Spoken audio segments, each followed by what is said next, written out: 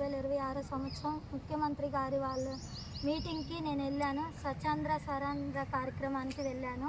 మా ఏఎంజీ సంస్థ నందు మా అరుణ్ కుమార్ డాడీ గారు అలానే క్వీనీ మమ్మీ గారు నన్ను పెంచి పెద్ద చేశారు.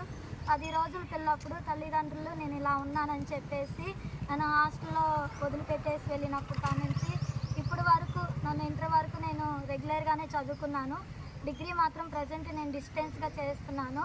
కానీ ఇప్పటి వరకు కూడా నన్ను ఎంతో ఆదరించి ప్రేమించి మమ్మీ డాడీ నన్ను ఎంతగా బాగా చూశారు.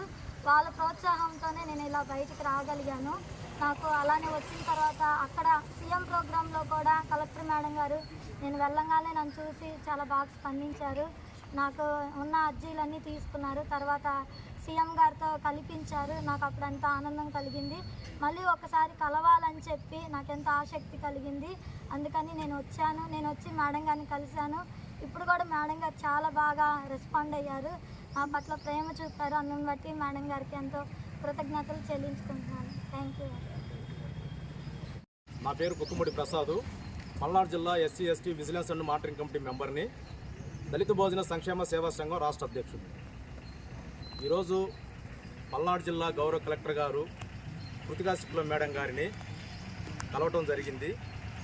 దీని యొక్క ప్రధాన ఉద్దేశం ఫిబ్రవరి నెలలో 21వ తారీఖున గౌరవ రాష్ట్ర ముఖ్యమంత్రి వర్యులు నారా చంద్రబాబు నాయుడు గారు వినుకొండకి స్వర్ణాంధ్ర స్వచ్ఛంద్ర కార్యక్రమానికి వచ్చినప్పుడు చిలకూరుపేట ఏఎంజీ సంస్థకు చెందినటువంటి ఆర్ఫన్ అమ్మాయికి 2 చేతులు కాళ్ళు లేవు. ఆమె ఆర్థిక స్థితిగతులు బాగాలేదు. ఆమెకు 6,000 రూపాయలే పెన్షన్ వస్తుంది. ఉండటానికి ఇల్లు లేదు. ఆర్థిక ఇబ్బందులు కొట్టుమిట్టులాడుతున్న క్రమంలో ఆ రోజు గౌరవ సీఎం గారిని కలిసి విన్నపాన్ని తెలియజేసుకోవడం జరిగింది. స్టెల్లా అనే ఈ యొక్క పాప 27 సంవత్సరాలు. సీఎం గారు ఆమె చెప్పినటువంటి విషయాలన్నింటినీ కూడా క్షుణ్ణంగా విని వెంటనే గౌరవ కలెక్టర్ గారికి ఆదేశాలు జారీ చేయడం జరిగింది. ప్రధానంగా 4 విషయాలు ఆమె ముఖ్యమంత్రి గారి నోటీసులు చెప్పడం జరిగింది. 1, 35 కేజీల రైస్ కార్డు కావాలని, 2, ఉద్యోగం కావాలని, పక్కా ఇల్లు, ఇంటి స్థలం ఒకటి కావాలని చెప్పడం జరిగింది.